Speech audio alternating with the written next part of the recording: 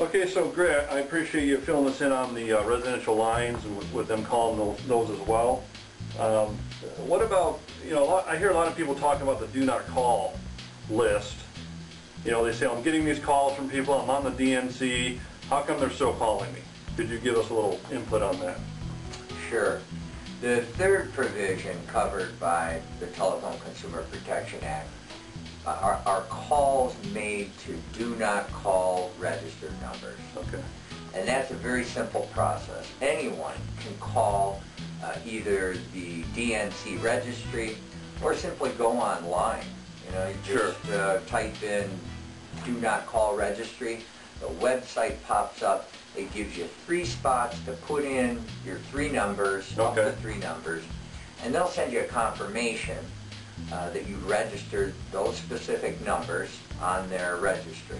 Now, do those 3 numbers only include residential lines, or can those also be mobile? Absolutely. They can be both residential and mobile. Okay. And in the case of calls to do not call numbers, it can be, you don't have to prove that the calls were made with the use of an automated telephone dialing system, and there doesn't need to be any proof of artificial or pre-recorded voice messages. Oh, okay. They can be live calls by collectors or telemarketers. Okay. And now, for the DNCs, if they're continue to call those numbers that we put in that list, which I obviously hear people complaining about that. Right. Do the damages, are those the same as if they're calling up through a robo-dialer with a cell phone, or, how does that apply there? Great question, Patrick. In the 6th Circuit, where we reside, Michigan, Ohio, Kentucky, and Tennessee, they've recently come down with a case brought by a plaintiff by the name of Charvat. Okay. And the case held that the 2 provisions under the Tcpa, sections 227B and 227C, calls to cell phones, calls to do not call numbers, can be stacked. Which is really a good thing for the consumer, because instead of talking about a $500 call, we're not now talking about up to $3,000 per call. Oh, wow.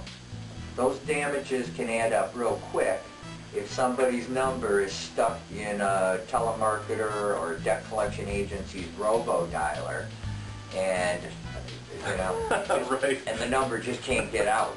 Right. They always seem to call. So in cases for consumers who are out there that are struggling with debt, our economy the way it is, many people have credit card debt, and of course these companies are going to want to collect on that money. And they've gone through the steps of, telling these people to, quit calling my cell phone number, my residential number, and they continue to call.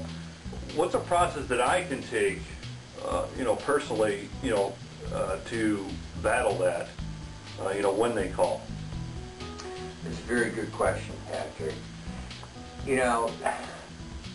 guess I'd start off by saying that I think most people feel a sense of obligation and a moral sense of obligation to pay their debts. Right. But a lot of times, through no fault of their own, they find themselves in a position where they've either lost a job or they've got injured or sick, and they've really found themselves behind the 8 ball. And unfortunately, credit card companies and their pit bull debt collectors really they don't have a heart and a soul, and they're not interested in hearing those excuses. They're not interested in settling these debts for 50 cents on the dollar. Right. Because it's more profitable for them to, force people into bankruptcy and write the debt off. Right. There's so much of these debts are comprised of phantom fees. Mm-hmm. We're talking legal fees, usurious interest rates, sometimes 30%.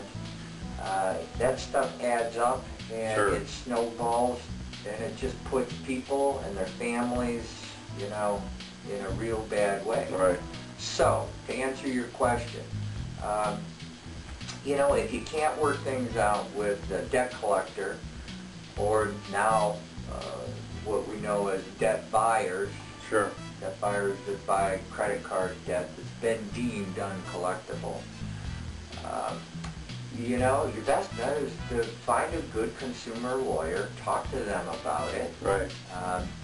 Just because you owe a debt doesn't make you a criminal. Sure. You're not a criminal. You're not somebody who's morally